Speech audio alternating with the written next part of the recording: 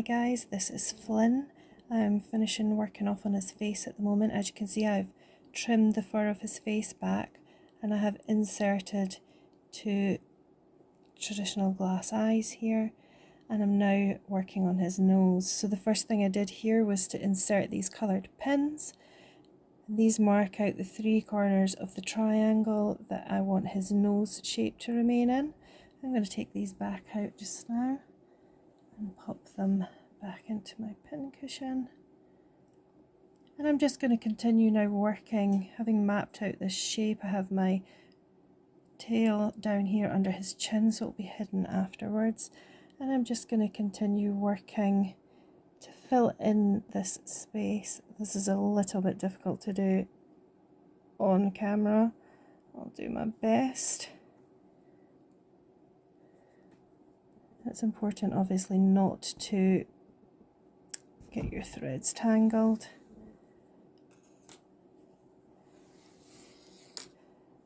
So I'm just going to continue to pull this through, making sure it doesn't tangle with my other hand.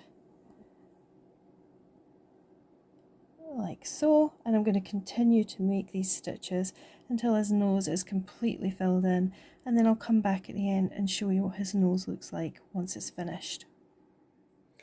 Now here we are back with a finished nose, and apologies, I've switched to handheld here on the camera, so I'm maybe a little bit shaky.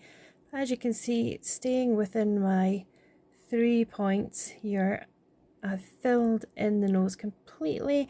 Now I do leave it slightly kind of, I don't know, it's not perfect because I want Flynn to look like an old-fashioned bear, and old-fashioned bears don't have perfect features necessarily.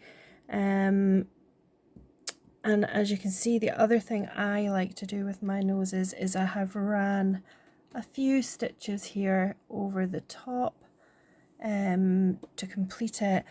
I've then brought my thread back down out from underneath his chin, and I've pulled both threads quite tightly and triple knotted them a couple of times before losing the tails inside Flynn's head. And what this has done is actually squeeze his nose and pull it in a little bit tighter on each side and give some more definition to his face. So my next step will then be to go in and add some darker colouring around his eyes, perhaps a little bit on around his nose. And you can use lots of different things to do this. You can use acrylic paints, there are special marker pens you can use, tea and coffee is another good stain to use. And I might add a little bit of that as well on his ear, inside ear, and his paw pads and foot pads. But I will do another video on that later and show you how he turns out when he's finished.